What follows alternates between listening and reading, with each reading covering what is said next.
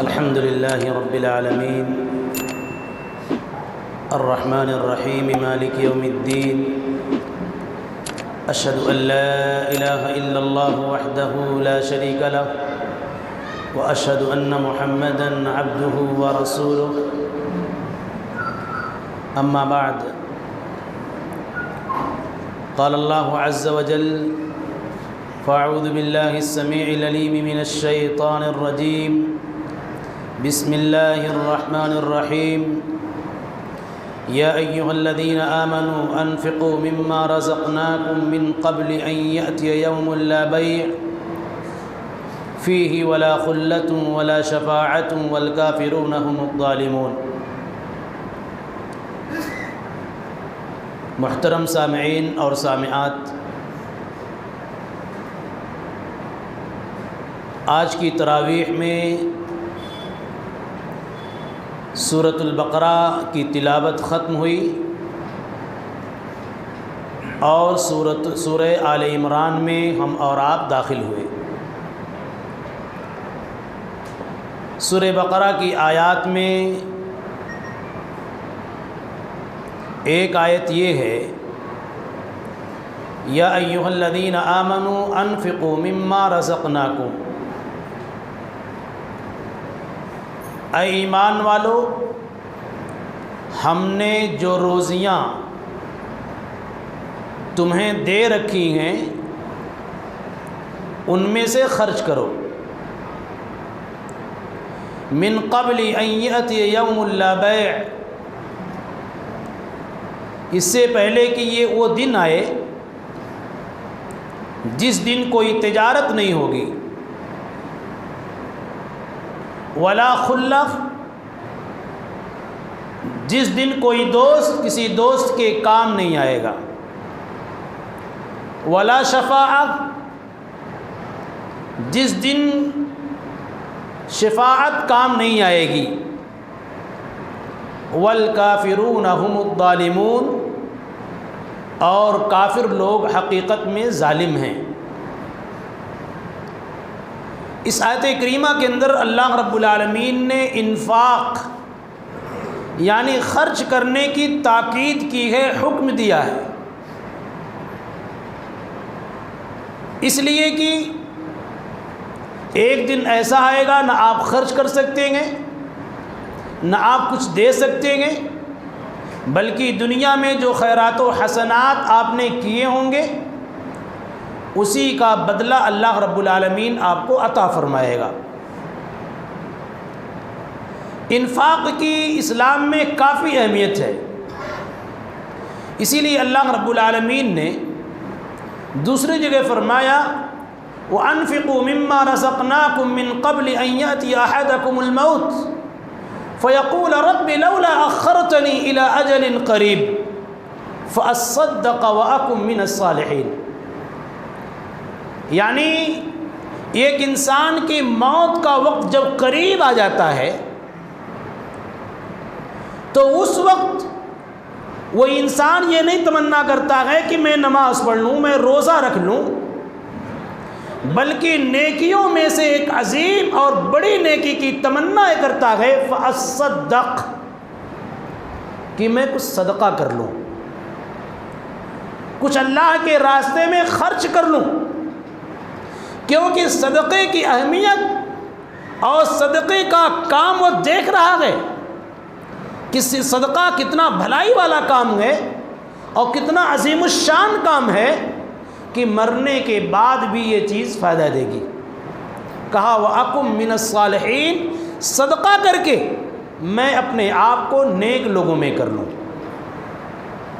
اسی لیے اللہ کے نبی صلی اللہ علیہ وسلم نے فرمایا کہ روزانہ روئے زمین پر دو قسم کے فرشتے آتے ہیں، دو طرح کے فرشتے نازل ہوتے ہیں آسمان سے۔ ایک فرشتہ ایسے شخص کے حق میں بھلائی کی، خرچ کرنے کی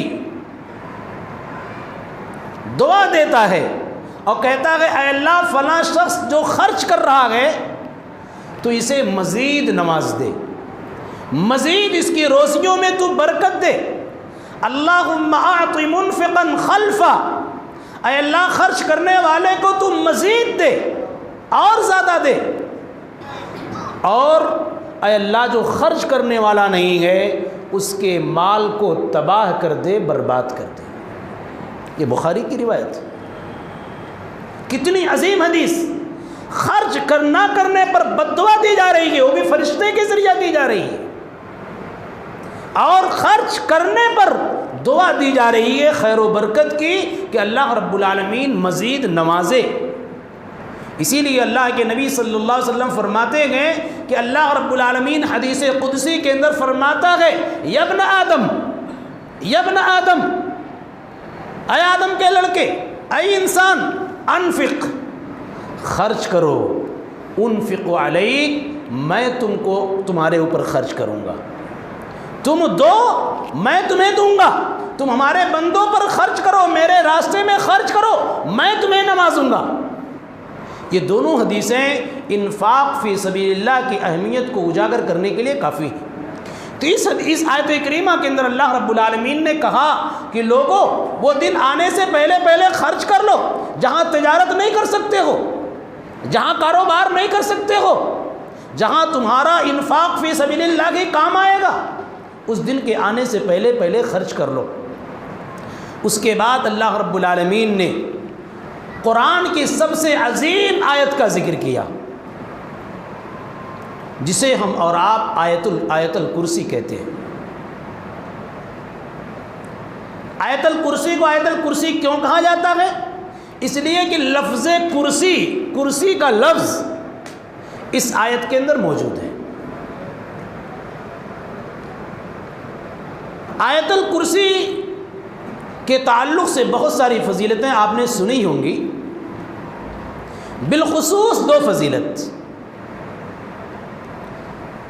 اللہ کے نبی صلی اللہ علیہ وسلم فرماتے ہیں، من قرأ آیت الکرسی دبر کل صلاۃ مکتوبہ لم یمنعہ من دخول الجنۃ الا الموت۔ یعنی جو انسان نماز کے بعد، ہر نماز کے بعد، بعض روایات کے اندر مکتوبہ کا لفظ ہے، ہر فرض نماز کے بعد آیت الکرسی پڑھتا ہے تو ایسے شخص کو جنت میں جانے سے کوئی چیز نہیں روک سکتی، الا یہ کہ جنت میں جا رہا ہے تو موت ہو جائے۔ کتنی عظیم حدیث۔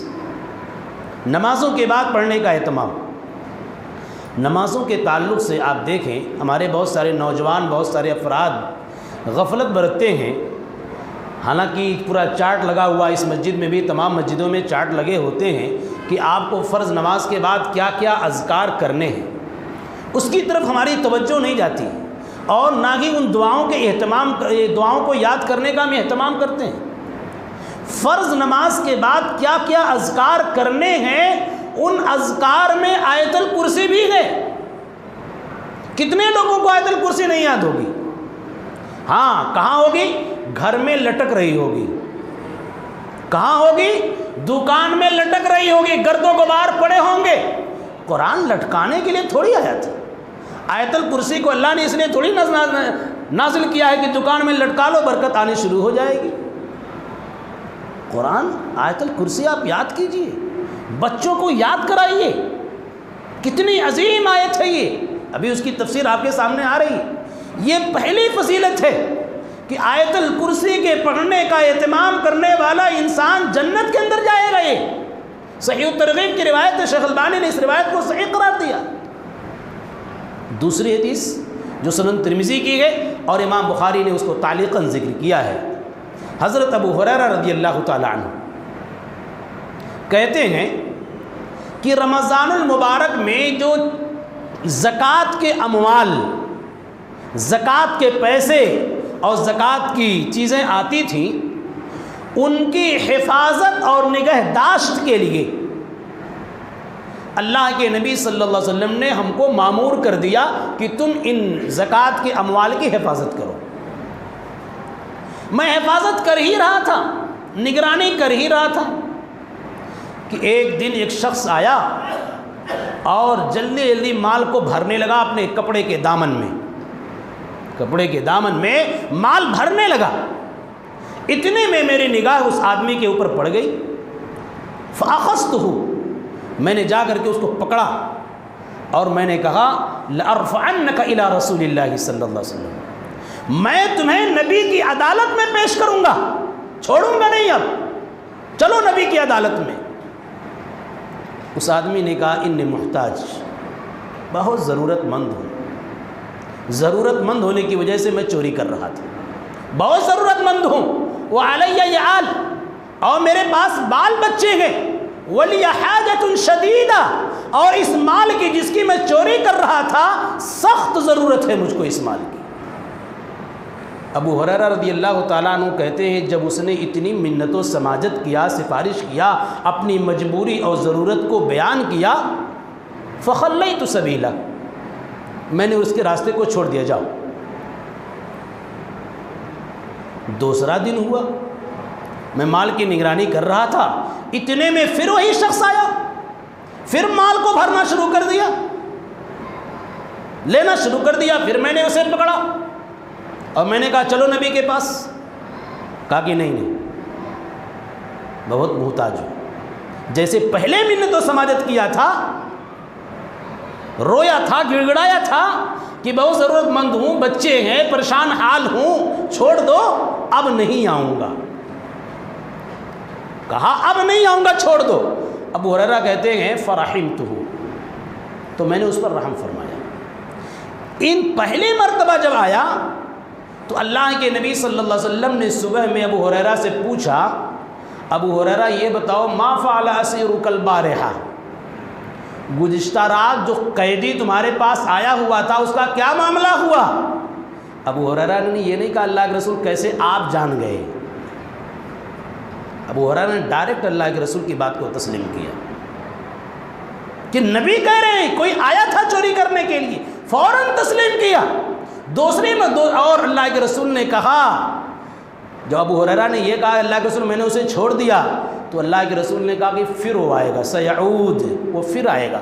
ابو ہریرہ کہتے ہیں مجھے یقین ہو گیا کہ وہ دوبارہ پھر آئے گا، اس لیے کہ نبی نے کہا کہ آئے گا، اس لیے کہ نبی نے کہا ہے کہ وہ آئے گا، تو مجھے یقین ہو گیا کہ ضرور آئے گا۔ دیکھیے صحابہ کرام کا ایمان، رسول کی رسالت، رسول کی زبان، رسول کے قول و فعل پر کس قدر مضبوط اور مستحکم تھا، ہم احساس تک نہیں کر سکتے۔ ابو ہریرہ نے صرف یہ کہا مجھ کو یقین تھا کہ نبی نے کہا ضرور آئے گا، چنانچہ وہ شخص آیا، پھر چوری کرنے لگا، بھرا، منت و سماجت کیا، ابو ہریرہ نے چھوڑ دیا، پھر اللہ کے رسول کی ملاقات ہو گئی ابو ہریرہ سے۔ اللہ کے رسول نے پوچھ لیا ما فعل اسیرک البارحہ، بتاؤ کیا ہوا اس قیدی کا جو گزشتہ رات تمہارے پاس آیا تھا، مال سمیٹ رہا تھا؟ ابو ہریرہ نے کہا اللہ کے رسول اس نے کہا کہ اب نہیں آؤں گا، میں نے چھوڑ دیا، رحم آ گئی مجھ کو، ترس آ گیا۔ اللہ کے رسول نے کہا پھر وہ آئے گا۔ ابو ہریرہ کہتے ہیں تیسری رات میں گھات میں لگا کے بیٹھا ہوا تھا، یہ کب وہ آتا ہے؟ فرصدتہ، گھات میں لگا کر کے انتظار کر رہا تھا میں، وہ کب آتا ہے؟ چنانچہ وہ آیا اور مال کو سمیٹنے لگا، بھرنے لگا، تو اللہ کے رسول نے، تو ابو ہریرہ نے کہا آج تو نہیں چھوڑوں گا، کوئی سوال نہیں، آج تو نبی کے پاس تمہیں جانا ہی جانا ہے۔ تزعم انک لا تعود ثم تعود، ابو ہریرہ نے کہا روزانہ تم کہتے ہو نہیں آؤں گا پھر آ جاتے ہو، آج تو نہیں چھوڑوں گا۔ اس نے پھر منت و سماجت کیا، رویا، گڑگڑایا، ابو ہریرہ نے چھوڑ دیا۔ لیکن جانے سے پہلے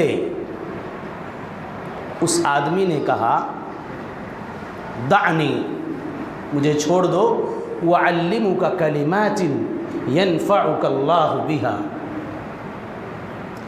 تو مجھے چھوڑ دو، ایک جملہ، ایک کلمہ میں تجھے سکھاتا ہوں، اس کو جب تم پڑھو گے لا يقربنك الشیطان، کوئی شیطان تمہارے پاس نہیں آ سکتا۔ ابو ہریرہ حیران کہ ایک تو چور ہے مجھ کو سکھا رہا ہے، ایک تو چوری بھی کر رہا ہے اور چوری نہ کرنے کا نسخہ بھی بتا رہا ہے کہ چور تمہارے پاس نہیں آ سکتا۔ ابو ہریرہ حیران۔ چنانچہ ابو ہریرہ نے چھوڑ دیا اور کلمہ بتا دیا کہ اذا اویت الی فراشک فقرأ آیت الکرسی، جب تم سونے جاؤ تو آیت الکرسی پڑھ لیا کرو، کوئی شیطان نہیں آئے گا، اللہ کی طرف سے تمہاری حفاظت ہوگی۔ شیطان نے کہا، اس آدمی نے کہا۔ چنانچہ ابو ہریرہ رضی اللہ تعالیٰ عنہ کی ملاقات اللہ کے رسول سے صبح ہو گئی۔ اللہ کے رسول نے پوچھا ما فعل اسیرک البحر، ابو ہریرہ بتاؤ کیا ہوا؟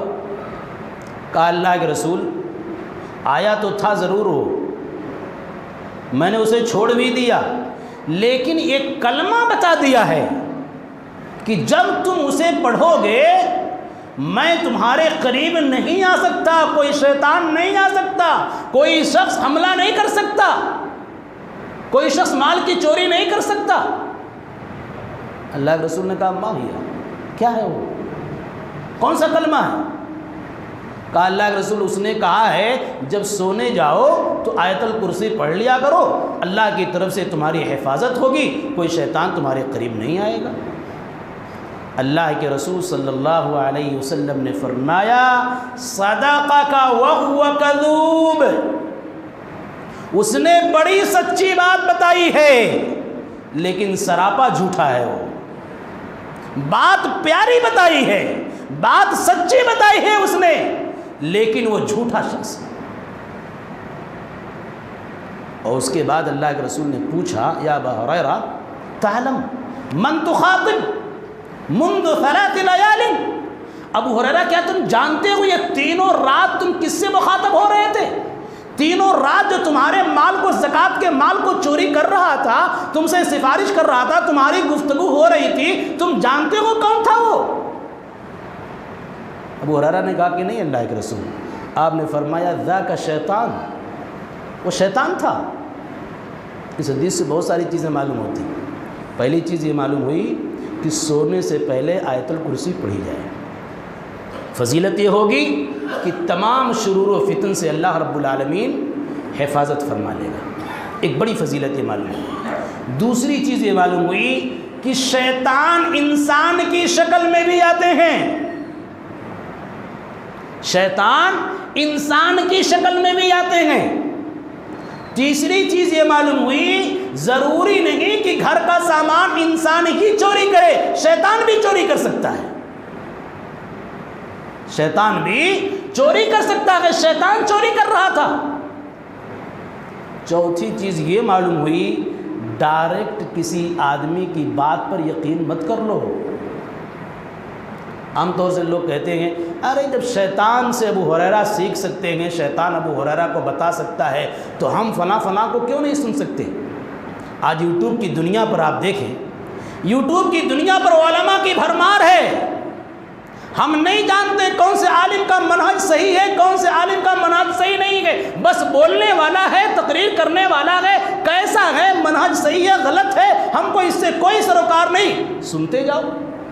جیسے آج نوجوانوں کی ایک ٹیم مرزا علی انجینئر کے ساتھ دوڑ رہی ہے، مرزا علی انجینئر کے پاس دوڑ رہی ہے، یہ گمراہ شخص، اخوانی شخص جو ایک عبارت تک نہیں پڑھ سکتا، نوجوانوں کی پوری ٹیم مرزا علی انجینئر کے پیچھے دوڑ رہی ہے۔ نہیں جانتے یہ آدمی کیسا ہے، اس کا منہج کیا ہے۔ نوجوانوں کی ایک بڑی ٹیم جاوید احمد غامدی کے ساتھ بھاگ رہی ہے، نوجوانوں کی ٹیم ڈاکٹر اسرار احمد صاحب کے پیچھے بھاگ رہی ہے، نہیں جانتے عقیدہ، اور کہتے ہیں کہ کیا غلط ہے۔ شیطان، ابو ہریرہ نے بھی تو شیطان سے سیکھا تھا، ہم اچھی بات کریں گے۔ ابو ہریرہ نے ڈائریکٹ تسلیم نہیں کیا تھا، اللہ کے رسول کے پاس آ کر کے کہا آپ نے سنا مرزا علی انجینئر سے، آپ نے سنا جاوید احمد غامدی سے، آپ نے سنا ڈاکٹر اسرار سے، آپ نے سنا فلاں فلاں سے، کیا آپ نے کسی عالم سے تحقیق کرنے کی کوشش کی کہ یہ بات سچ ہے یا غلط ہے؟ نہیں، ہم نے مان لیا، بس مرزا علی نے بول دیا ہے، اسرار صاحب نے بول دیا ہے، جاوید غامدی نے بول دیا ہے۔ یہ سارے لوگ گمراہ شخص ہیں۔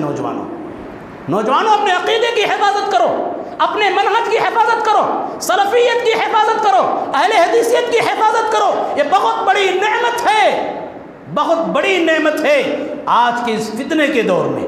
اس لیے ہر یوٹیوب والے عالم کو مت پکڑ لیجیے کہ چلو سن لیتے ہیں، نہیں، یہ حدیث ہمیں بتا رہی ہر ایک کو نہیں سننا ہے۔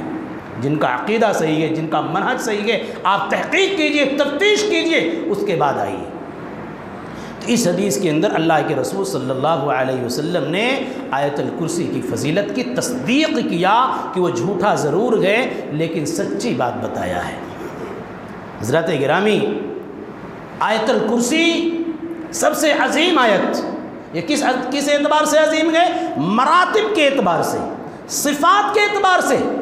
ورنہ قرآن کی ساری آیتیں کیا ہیں؟ عظیم ہیں، ساری آیتیں بڑی ہیں، لیکن بعض آیت سے کیا ہوتی ہے؟ عظیم ہوتی ہے، بڑی ہوتی ہے، اپنے تقاضے کے اعتبار سے، اپنے مطالبے کے اعتبار سے۔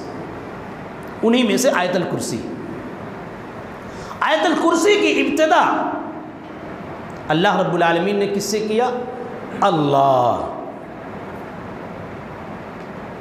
سوال یہ پیدا ہوتا ہے کہ اللہ رب العالمین نے آیت الکرسی میں لفظ اللہ کو پہلے کیوں پیش کیا؟ دوسرے لفظ کو کیوں نہیں لایا؟ اللہ ہی کو کیوں بیان کیا پہلے؟ لفظ اللہ، اللہ لا الہ الا هو الحی القیوم۔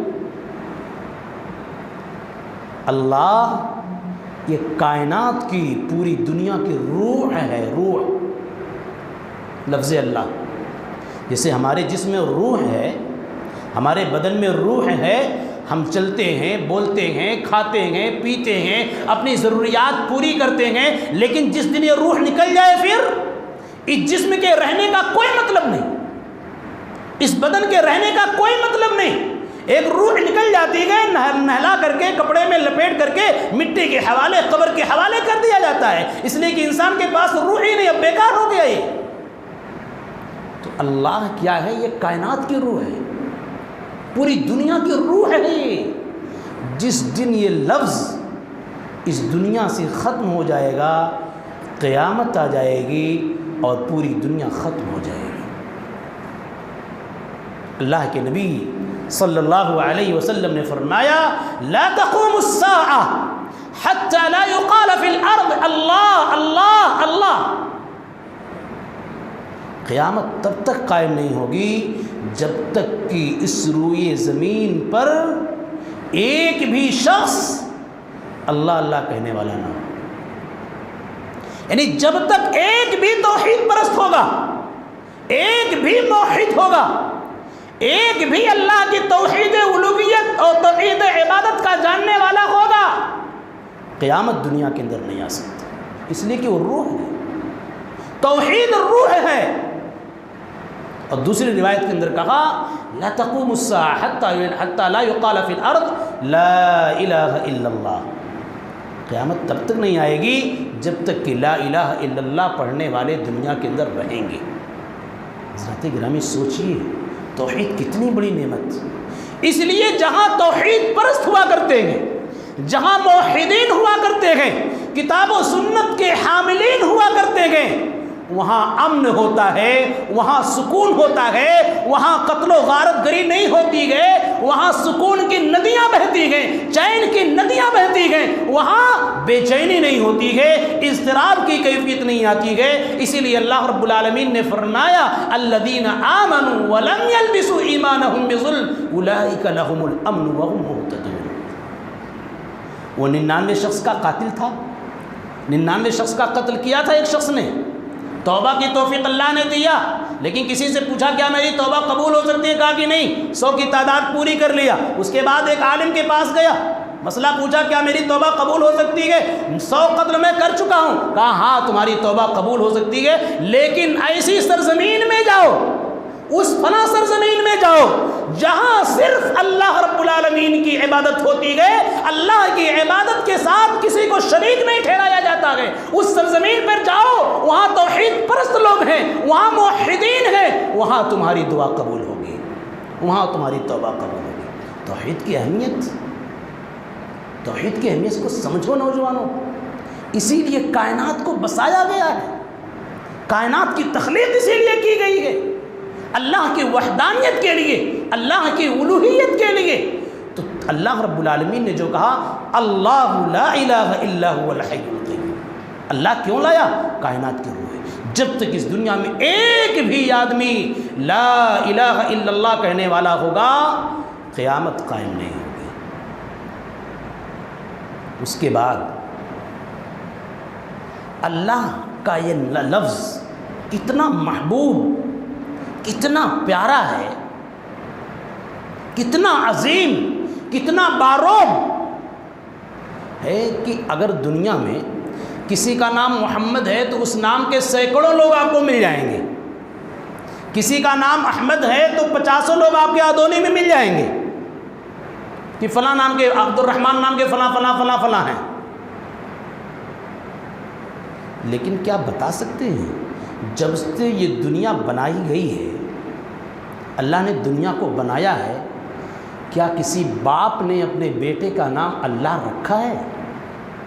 نہیں، کسی بھی باپ نے اپنے بیٹے کا نام اللہ نہیں رکھا ہے۔ کتنا باروب ہے، کتنا عظیم لفظ، کتنا بڑا لفظ، اپنے اندر کتنی ہیبت رکھتا ہے، کتنا ڈر رکھتا ہے یہ لفظ کہ آج تک کسی باپ کو جرأت نہیں ہوئی کہ اپنے بیٹے کا نام اللہ رکھ سکے۔ اسی کو اللہ رب العالمین نے فرمایا رب السماوات والارض وما بینہما فاعبدہ واصطبر لعبادتہ هل تعلم له سمیا۔ کیا اللہ جیسا کوئی نام اور جانتے ہو؟ کیا اللہ کا نام کسی اور کا رکھا گیا؟ نہیں رکھا گیا۔ اللہ رب العالمین نے استفہامیہ کر کے نفی میں جواب دیا، نہ کسی کا نام نہیں رکھا گیا۔ اس کے بعد لفظ اللہ کے بعد اللہ نے کیا کہا؟ لا الہ الا ہو۔ یہ اللہ کا دعویٰ ہے، اللہ دعویٰ کر رہا ہے میں اللہ ہوں اور حقیقت میں میں ہی حقیقی معبود ہوں، حقیقت میں میری ہی عبادت ہونی چاہیے۔ اللہ کا دعویٰ ہے یہ۔ بھائی بہت سارے مدعیان نبوت آئے، بہت سارے دعویٰ کرنے والے آئے، میں کیا ہوں، عیسیٰ مسیح ہوں، میں دجال ہوں، میں فلاں ہوں، میں فلاں ہوں، بہت سارے لوگ آئے، دعویٰ کیا اور دعویٰ کر رہے ہیں آج تک۔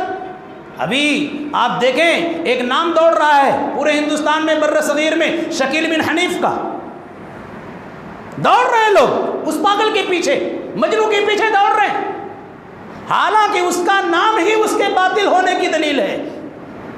اللہ کے رسول نے کہا جو مہدی علیہ السلام آئیں گے میرا نام ہی ان کا نام ہوگا، یعنی جو مہدی ہوں گے ان کا نام محمد بن عبداللہ ہوگا، اور اللہ کے رسول کا نام کیا تھا؟ محمد بن عبداللہ تھا، اور اس کا نام کیا ہے؟ شکیل بن حنیف۔ شکیل بن حنیف، اس کا نام ہی اس کے غلط ہونے کی دلیل ہے، لیکن نوجوان نہیں جانتے ہیں، بھاگے جا رہے ہیں، بھاگے جا رہے ہیں۔ تو دعویٰ کرنے والے بہت سارے لوگ ہوتے ہیں، لیکن دعوے میں کتنی حقیقت ہے، کتنی سچائی ہے، وہ سب سے ضروری ہے۔ تو اللہ نے کہا لا الہ الا ہو، میرے علاوہ کوئی معبود حقیقی نہیں، میں ہی معبود حقیقی ہوں۔ کیوں ہوں؟ اللہ جواب دے رہا ہے اس لیے کہ میں زندہ ہوں۔ اللہ کہہ رہا ہے کہ میری عبادت کیوں کی جائے، میں معبود حقیقی کیوں ہوں؟ الحی، میں زندہ ہوں۔ کوئی انسان آ کر کے کہہ سکتا ہے ارے بھائی میں بھی تو زندہ ہوں، بالکل آپ زندہ ہیں، لیکن اللہ جیسی زندگی آپ کی نہیں ہے۔ آپ کی زندگی عطائی ہے، اللہ نے آپ کو زندگی دی ہے، آپ ضرور زندہ ہیں، لیکن آپ عدم سے وجود میں آئے ہیں، آپ کچھ نہیں تھے، اللہ نے آپ کو کچھ بنایا ہے، اللہ نے آپ کو وجود بخشا ہے، اور اللہ ہمیشہ سے ہے اور ہمیشہ رہے گا۔ اللہ کے اوپر کبھی بھی عدم یعنی نہ ہونا یا طاری ہی نہیں ہوا ہے۔ اللہ ہمیشہ سے ہے اور لازوال ہے، ہمیشہ سے ہے اور ہمیشہ رہے گا وہ۔ اور ہماری اور آپ کی زندگی اللہ نے بنائی ہے، ہم کو زندگی دی ہے، گویا کہ ہماری زندگی عطائی ہے، اللہ نے دیا ہے، اور کتنی دیر کی ہے؟ کچھ دن کی ہے۔ گویا کہ اللہ کی زندگی اور ہماری زندگی میں زمین و آسمان کا فرق ہے۔ ہماری زندگی اور اللہ کی زندگی میں زمین و آسمان کا فرق ہے.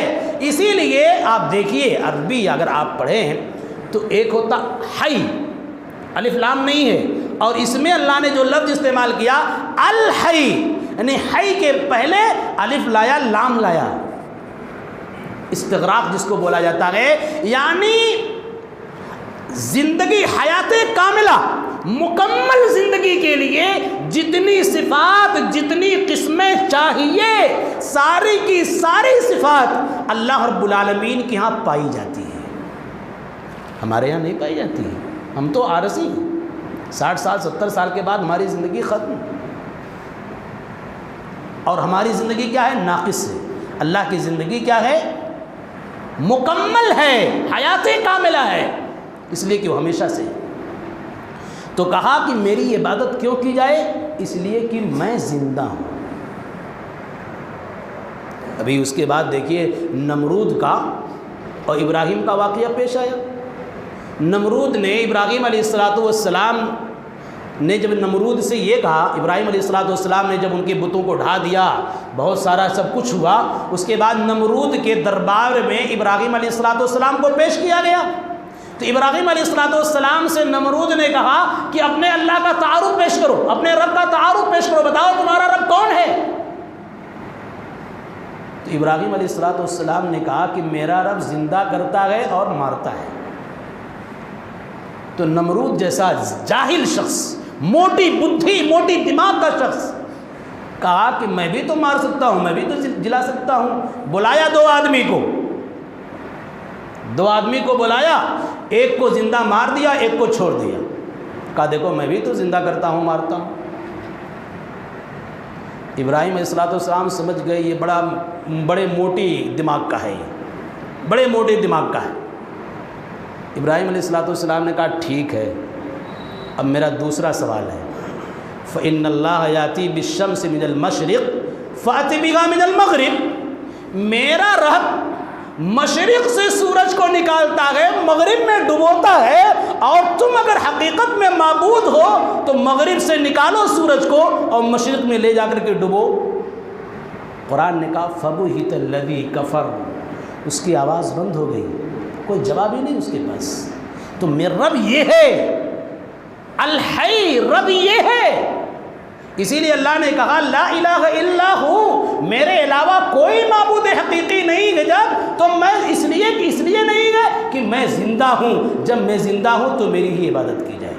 ابراہیم علیہ السلام نے کیا دیکھا تھا؟ چاند دیکھا، ستارہ دیکھا، سورج دیکھا. سب کو پہلے کیا کہا؟ یہ میرا رب ہے. لیکن جیسے کہ چاند ڈوب گیا، کہ کہا کہ نہیں، لا احب الافلین، ڈوبنے والا کبھی رب ہو ہی نہیں سکتا، تو مرنے والا کبھی رب نہیں ہو سکتا. آپ دیکھیے اللہ کے رسول صلی اللہ علیہ وسلم کا جب انتقال ہوا، صحابہ کرام کافی پریشان ہوئے کہ نبی کی ذات گرامی جا چکی ہے، رخصت ہو چکی ہے. حتیٰ کہ عمر بن خطاب جیسے صحابی رسول نے یہ کہنا شروع کر دیا، جس نے یہ کہہ دیا کہ نبی کا انتقال ہو گیا تو میری تلوار فلاں کی گردن ہوگی. اتنے زیادہ صحابہ کرام گھبرا گئے. لیکن ابو بکر صدیق رضی اللہ تعالی عنہ کا جذبہ دیکھیے، ایسے گھبراہٹ اور بے چینی کے عالم میں نبی کی لاش ہے. ابو بکر صدیق رضی اللہ تعالی عنہ آئے، نبی کی لاش کو دیکھا، بوسہ دیا اور کہا طبت حیا و میتا لا یذیقک اللہ موتتین، اللہ رب العالمین جو موت آپ کو دینی تھی دے چکا ہے، دوبارہ آپ کی موت نہیں ہوگی.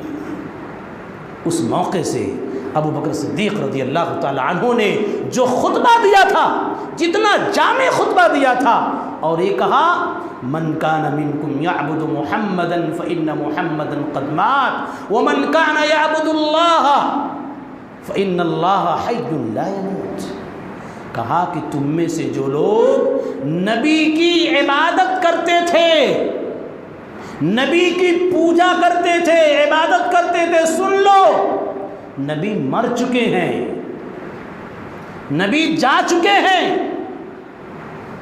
اور تم میں سے جو انسان اللہ کی عبادت کرتا تھا، اللہ زندہ ہے، اللہ مرے گا نہیں. یعنی مرنے والے کی پوجا نہیں کی جا سکتی، مرنے والے کی عبادت نہیں کی جا سکتی۔ کتنے لوگ ہیں بیچارے بد نصیب لوگ ہیں، عقیدے توحید سے بد نصیب لوگ ہیں، جا کر کے سجدہ ٹیکتے گئے، سر ٹیکتے گئے قبروں کے سامنے، پیروں کے سامنے، گندے لوگوں کے سامنے اپنے سر کو ٹیکتے گئے۔ کتنے بد نصیب لوگ ہیں۔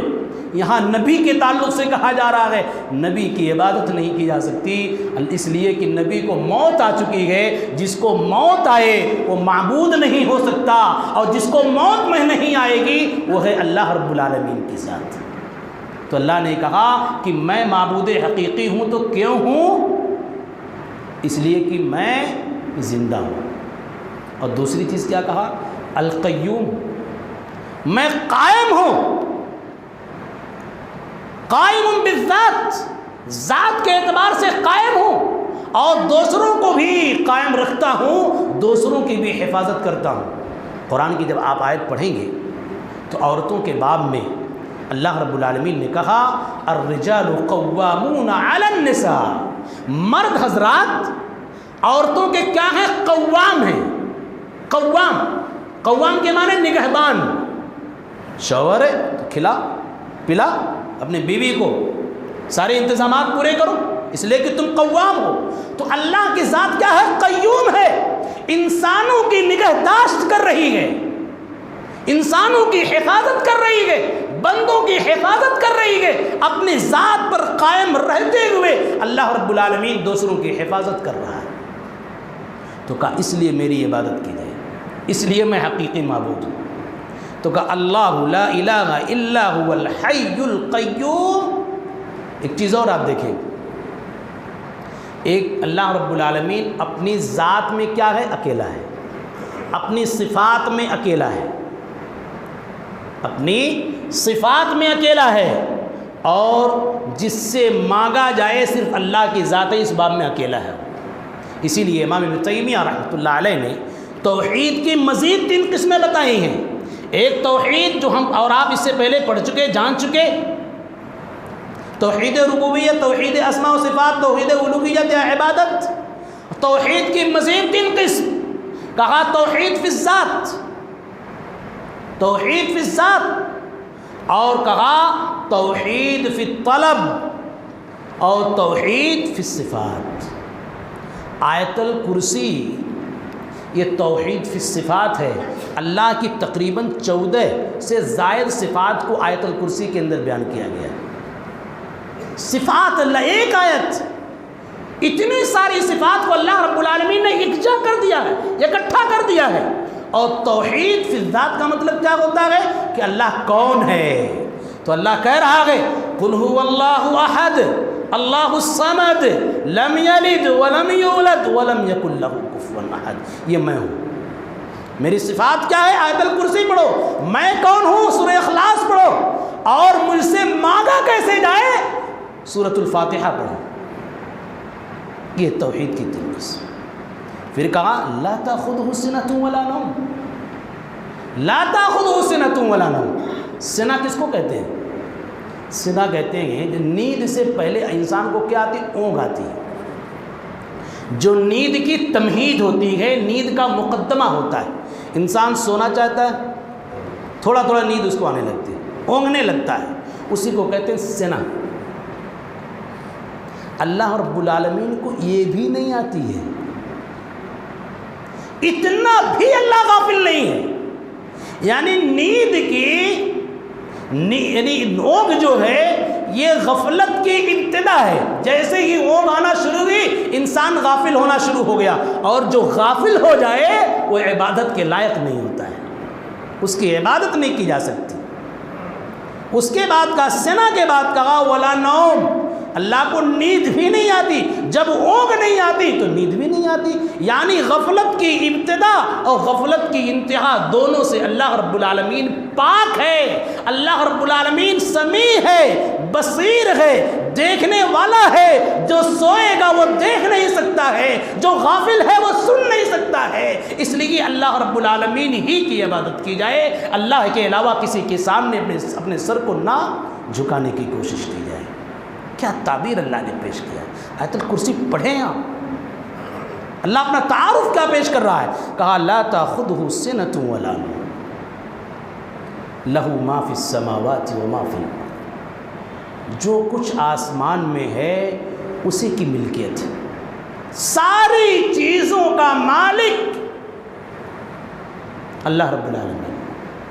اس لفظ سے نصرانیت کی تردید ہو رہی ہے۔ جو لوگ کہتے ہیں کہ عیسیٰ اللہ رب العالمین کے بیٹے ہیں، سب کا مالک جب اللہ رب العالمین ہے، جو کچھ آسمان میں گئے، زمین اور آسمان میں گئے، تو زمین اور آسمان میں عیسیٰ علیہ السلام بھی ہیں، گویا کہ اللہ رب العالمین عیسیٰ کا بھی مالک ہے، اللہ کے بیٹے نہیں ہیں۔ اللہ رب العالمین نے نصرانیت کی تردید کر دی، کہا لہ ما فی السماوات و ما فی الارض من ذا الذی یشفع عندہ الا باذنہ۔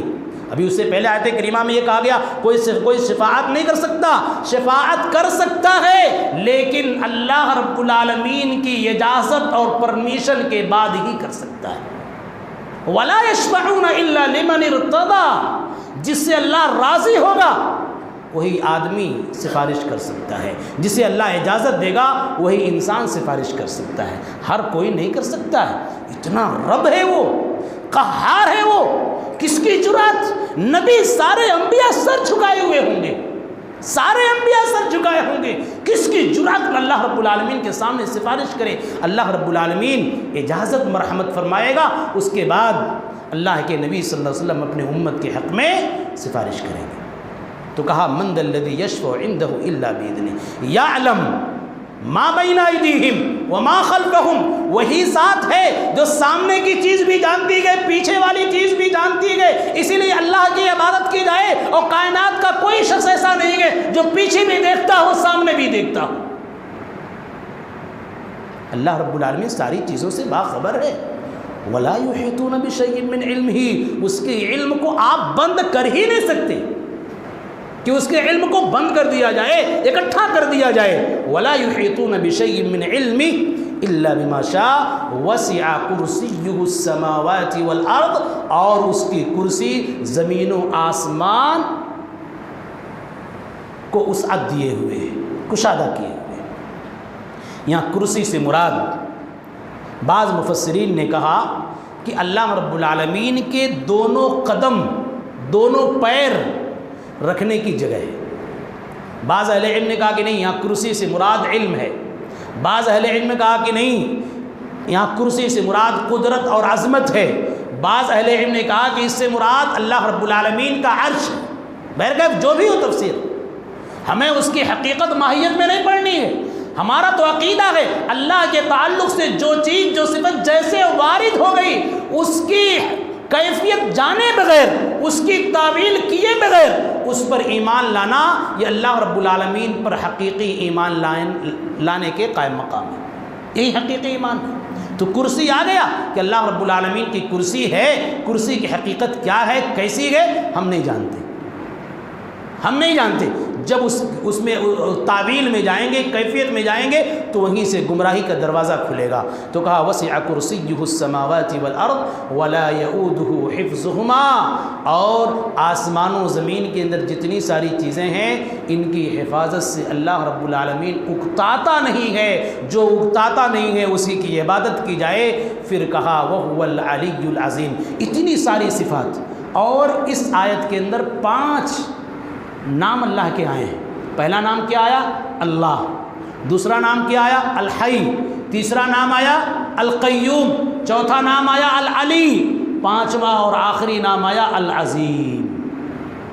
کہا العلی العظیم، اللہ بلند ہے، اللہ بلند ہے، یعنی اللہ زمین میں نہیں ہے، اللہ کے رہنے کی جگہ عرش ہے، اور عرش آسمان پر ہے۔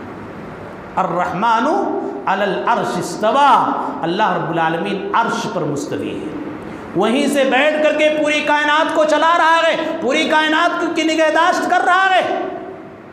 آج کے دور میں اس عقیدے کو سمجھنا بڑا آسان ہے۔ بھئی آپ دعا کرتے ہیں، سجدے میں ہیں، زمین پر اپنے سر کو ٹیکے ہوئے ہیں، دعا کیا کرتے ہیں؟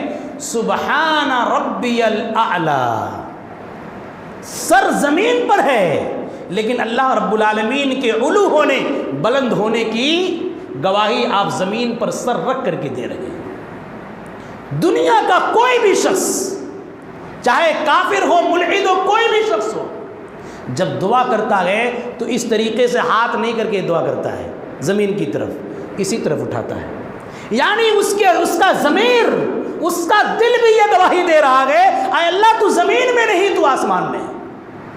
تو اللہ نے کہا وَهُوَ الْعَلِيُّ الْعَظِيمُ، اے اللہ تو بلند ہے۔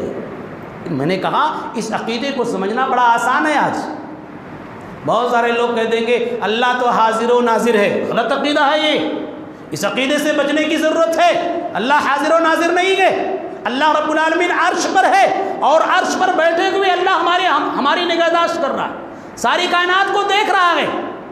اور جس آیت کے اندر یہ کہا گیا وَهُوَ مَعَكُمْ أَيْنَمَا كُنْتُمْ، تم جہاں کہیں بھی وہ تمہارے ساتھ ہے، اس سے مراد علم کے اعتبار سے، مدد کے اعتبار سے اللہ ہمارے ساتھ ہے۔ بھئی آپ کا بیٹا پڑھ رہا ہے، انجینئرنگ کر رہا ہے، کسی کالج میں پڑھ رہا ہے، تو آپ اپنے بیٹے کو جب رخصت کرتے ہیں گھر سے تو کیا کہتے ہیں؟ بیٹے جاؤ محنت سے پڑھو، میں تمہارے ساتھ ہوں۔ جاؤ بیٹے محنت سے پڑھنا، نمبرات اچھے آئیں، میں تمہارے ساتھ ہوں۔ ایسا تھوڑی نہ ہاسٹل میں جا کر کے بچے کے ساتھ آپ رہتے ہیں۔ کیا مطلب؟ اس کا مطلب یہ ہے جو بھی پریشانی ہوگی میں اس کو حل کرنے کی کوشش کروں گا، میں تمہاری مدد کروں گا، تمہارے ساتھ جو بھی دقت آئے گی میں تمہارے ساتھ ہوں۔ کیا مطلب ہوا؟ اللہ ایسے ہی عرش پر بیٹھے ہوا ہے اور ہم سب کے ساتھ ہے، اپنے علم کے اعتبار سے، نصرت، مدد اور تائید کے اعتبار سے۔ اور بھئی مسجد کے اندر بھی CCTV کیمرے لگے ہوئے ہیں، ایک جگہ کہیں مشین رکھی ہوگی، وہاں سے بیٹھ کر کے ایک انسان کی ایک ایک حرکت کو دیکھا جا سکتا ہے، کون کیا کر رہا ہے، ایک ایک حرکت کو دیکھا جا سکتا ہے۔ جب آج کی مشینری کے ذریعے ایک انسان بلکہ پوری کمپنی کو، بلکہ پورے شہر کو، اگر CCTV کیمرہ پورے شہر کے اندر لگا دیا جائے، ایک جگہ بیٹھ کر کے شہر کے سارے لوگوں کو دیکھا جا سکتا ہے، تو جس نے کائنات بنائی وہ عرش پر بیٹھ کر کے پوری کائنات والوں کو کیوں نہیں دیکھ سکتا؟ اسی لیے اللہ نے کہا وَهُوَ الْعَلِيُّ الْعَظِيمُ، اللہ بلند ہے۔ اسی لیے میں نے کہا عزیزان گرامی، یہ آیت کریمہ سب سے عظیم آیت ہے۔ اللہ کی اتنی ساری صفات، 5 نام اس آیت کریمہ کے اندر اللہ رب العالمین نے بیان کیا ہے۔ اللہ رب العالمین سے دعا ہے کہ الہ العالمین ہم تمام لوگوں کو آیت الکرسی پڑھنے اور اس کے تقاضے کو پورا کرنے کی توفیق عطا فرما، آمین، تقبل یا رب العالمین۔